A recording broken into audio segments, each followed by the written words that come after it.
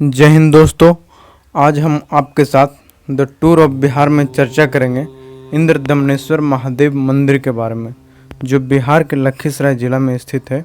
इंद्रदमनेश्वर महादेव का मंदिर अशोक धाम के नाम से भी प्रसिद्ध है। इस मंदिर का वर्तमान इतिहास आपको बहुत सारे यूट्यूब चैनल पर मिल जाएगा या बहुत सारे वेबसाइट पर भी मिल जाएगा।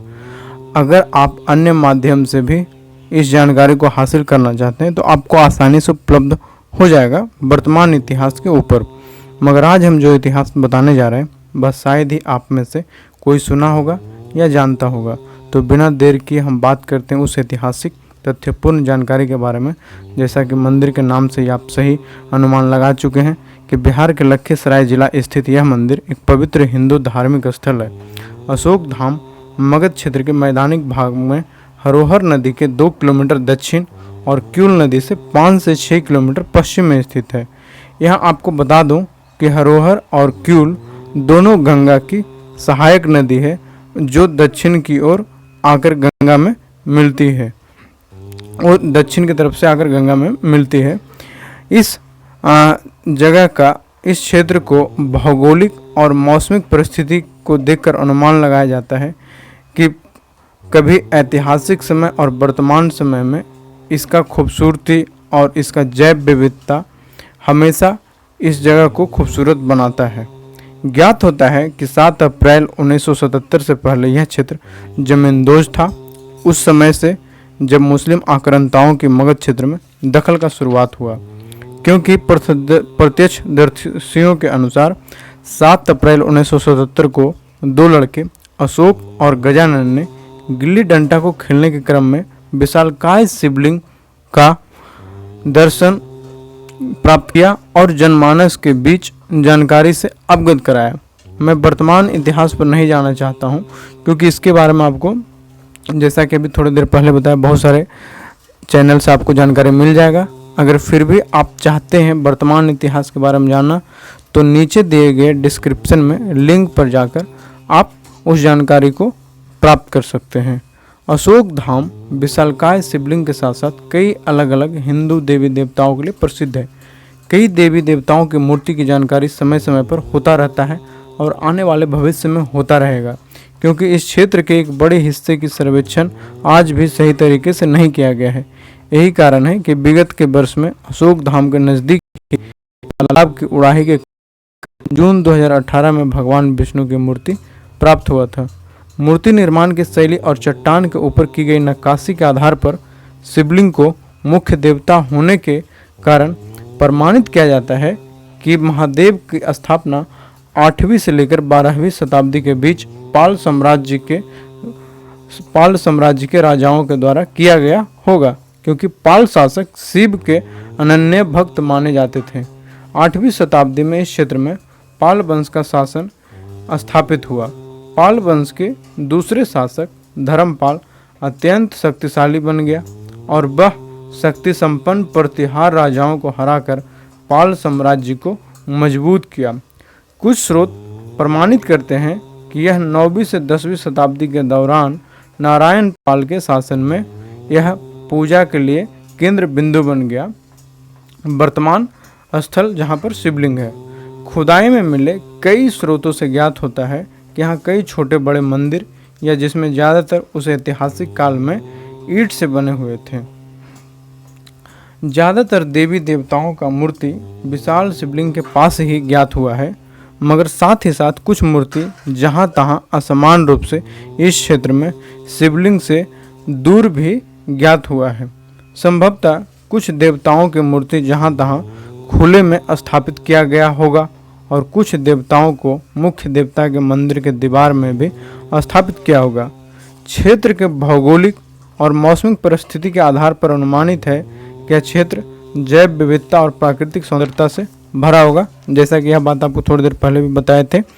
खुदाई में प्राप्त हुआ ईंटों, बर्तनों और सजावटी सामानों के वैज्ञानिक अध्ययन से ज्ञात होता है कि यहाँ आबादी या मानव बसावट भी पर्याप्त होगा, क्योंकि हम सभी जानते हैं कि जहाँ पर जैव विविधता अच्छे से पनपेगा, फले फूलेगा, वहाँ पर मानव आबादी ऐसे भी वहाँ पर ज़्यादा अच्छे से डेवलप होता है। यहाँ कई तालाब इस क्षेत्र में ज्ञात है, जिसका धार्मिक, सामाजिक और सांस्कृतिक महत्व के साथ साथ कृषि कार्यों में भी मुख्य भूमिका होगा। जब मुस्लिम आक्रांता बख्तियार खिलजी और उसके सैनिकों द्वारा 12वीं शताब्दी में विश्व प्रसिद्ध नालंदा और विक्रमशिला विश्वविद्यालय को विध्वंस किया गया, तो इस क्षेत्र में तुर्क मुस्लिम की शासन को शुरुआत को दर्शाता है। संभवतः यही कारण इस स्थल के विध्वंस का प्रबल कारण होगा, क्योंकि स्थानीय लोग मुस्लिम आक्रांताओं के डर से स्वयं ही मूर्तियों को क्षय और मंदिर की ऊपरी संरचना को जमींदोज कर पूरे स्थल को मिट्टी से ढक दिए होंगे। अशोक धाम से प्राप्त मूर्तियों के अध्ययन से प्राप्त पता चलता है कि यह बैसाल्टिक चट्टानों से बना हुआ है, जो भारत के प्रायद्वीपीय पठार क्षेत्र में पाया जाता है। छोटा नागपुर पठार का संथाल क्षेत्र बैसाल्टिक चट्टान का सबसे विश्वसनीय और प्रमाणिक स्रोत ज्ञात होता है, क्योंकि यह जगह नदी गंगा से भी नज़दीक है और साथ ही साथ यह अशोक धाम से भी ज़्यादा दूर नहीं है। जिस रूप में पूर्णतः विकसित मूर्तियाँ आज हमें अशोक धाम में दिखाई देता है, इसी रूप में इसे लाया गया होगा। अशोक धाम क्षेत्र में आज तक खुदाई में प्राप्त मूर्तियों और विखंडित मूर्तियों के आधार पर अनुमान होता है कि यह क्षेत्र कभी मूर्ति निर्माण का क्षेत्र नहीं था, क्योंकि यहाँ खुदाई में मिले प्राप्त स्रोतों में ऐसा एक भी पत्थर नहीं मिला जो मूर्ति निर्माण करते हुए पत्थर काटने पर मिलता है। संभवतः मुंगेर मूर्ति निर्माण का केंद्र रहा होगा, क्योंकि उस समय यह एक विकसित नगर था। यह भी संभव है कि यहाँ प्राप्त मूर्तियों को अलग अलग समय में अलग अलग जगहों से लाया गया होगा। अशोक धाम क्षेत्र की मूर्तियों और यहाँ के विशाल शिवलिंग को बड़ी नावों में गंगा और हरोहर नदी के रास्ते लाया गया होगा, क्योंकि प्रयोगात्मक दृष्टि से विशाल और भारी मूर्तियों को उस समय सड़क मार्ग से लाना नगण्य दिखाई देता है। अगर हम बात करें जो अशोक धाम धार्मिक स्थल को खूबसूरत बनाता है, वह यहाँ का विशाल शिवलिंग। अगर हम विशाल शिवलिंग के बारे में बात करें तो यह ज्ञात होता है कि यह काला बैसाल्टिक चट्टान का बना हुआ है, जो पूर्ण रूप से खूबसूरत तरीके से विकसित है। और साथ ही आपको बता दें कि बैसाल्टिक चट्टान से बना हुआ यह शिवलिंग पूरे विश्व में सबसे बड़ा बैसाल्टिक चट्टान से बना हुआ शिवलिंग है। भारत में ऐसे अन्य बहुत सारे शिवलिंग हैं जो बहुत सारे अलग अलग पत्थरों से बने हुए हैं, लेकिन बैसाल्टिक चट्टान से बना हुआ शिवलिंग इससे बड़ा भारत में अन्य स्थल पर ज्ञात नहीं होता है। शिवलिंग का कभी भी वजन नहीं किया है, मगर इसके आकार और घनत्व के आधार पर अनुमानित किया जाता है कि इसका भार सैकड़ों टन होगा। संपूर्ण शिवलिंग कई शिवलिंग से मिलकर बना है, जिसे एक के ऊपर एक रखकर विकसित किया गया होगा। हमें शिवलिंग का जो भाग दिखाई देता है वह सबसे ऊपरी शिवलिंग है, बाकी का हिस्सा जमीन के नीचे है। सबसे ऊपरी शिवलिंग का निर्माण बहुत ही खूबसूरती के साथ किया गया है, जबकि जमीन के नीचे वाला शिवलिंग की कारीगरी थोड़ा कम है। नीचे वाला शिवलिंग और ऊपर वाले शिवलिंग की आकृति समान है, जबकि नीचे वाला शिवलिंग का आकार ऊपर वाले शिवलिंग से गहराई के साथ साथ बढ़ता जाता है। शिवलिंग की विशालता और वजन से अनुमानित होता है कि शिवलिंग पत्थर के एक ही टुकड़ा का नहीं बना है, इसका निर्माण पत्थर के कई टुकड़ों से मिलकर हुआ है। इस विशाल शिवलिंग के अलग अलग भागों का निर्माण अलग अलग अनुमानित योजना के मुताबिक चट्टान प्राप्ति स्थल पर या फिर मूर्ति निर्माण स्थल पर किया गया होगा। बाद में शिवलिंग के विकसित हिस्से को अलग अलग वर्तमान स्थल अर्थात अशोक धाम में बड़ी नावों के सहारे गंगा हरोहर नदी के रास्ते लाया गया होगा। इन हिस्सों को वर्तमान स्थल पर पूर्ववत अनुमानित योजना के मुताबिक जोड़कर स्थापित किया गया होगा। अशोक धाम की जानकारी आज भी रहस्यपूर्ण और इतिहासकारों और विशेषज्ञों के बीच तर्क का विषय बना हुआ है, क्योंकि हमारे इतिहासकारों और शोधकर्ताओं को इस दिशा में और भी अधिक कार्य करने की ज़रूरत है, ताकि ऐतिहासिक तथ्यों को और भी सटीकता के साथ प्राप्त किया जा सके। पाल वंश, जिसका कभी इस वर्तमान अशोक धाम से गहरा संबंध था, उन्होंने लगभग 8वीं शताब्दी से 12वीं शताब्दी तक इस क्षेत्र में राज्य किया। ऐसा ज्ञात होता है कि सभी पाल वंश के शासकों की राजधानी मगध साम्राज्य के जैसा एक ही नगर नहीं था। पाल वंश के शासकों की राजधानी विक्रमपुर, पाटलिपुत्र, मुंगेर, मुर्शिदाबाद और सोनपुर आदि रहा। अर्थात अलग अलग शासकों ने अपने मुताबिक अपने राजधानी को अलग अलग जगह अलग अलग नगर में स्थापित किया। अगर उस समय के अशोक धाम से निकटवर्ती नगर का बात किया जाए तो वह था पाटलिपुत्र और मुंगेर। संभवतः देवपाल के शासन के दौरान अशोक धाम के विकास से कार्य चरमोत्कर्ष पर था, जिसकी राजधानी मुंगेर था और 806 से 845 तक इसने शासन किया।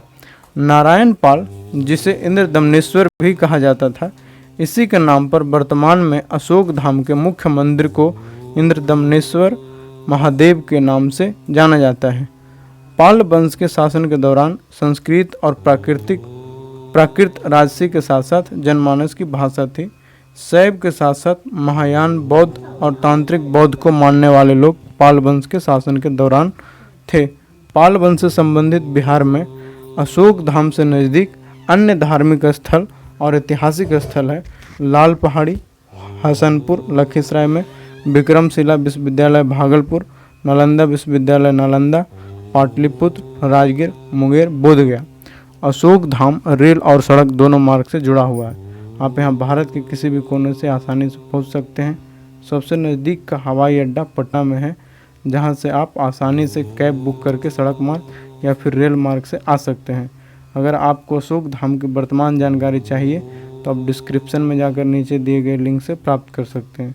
इस वीडियो में दी गई सारी अज्ञात ऐतिहासिक जानकारी जो आम जनमानस के साथ साथ बौद्धिक लोगों के ज्ञान वृद्धि में सहायक होगा, वह पूर्णतः इतिहास, भूगोल और कला एवं संस्कृति के किताबों के ज्ञान और तथ्यों पर आधारित है, जिसे आप तक पहुंचाने में मुझे सहायता प्रदान किए हैं गोपाल कुमार सिंह और सुमित कुमार सिंह ने।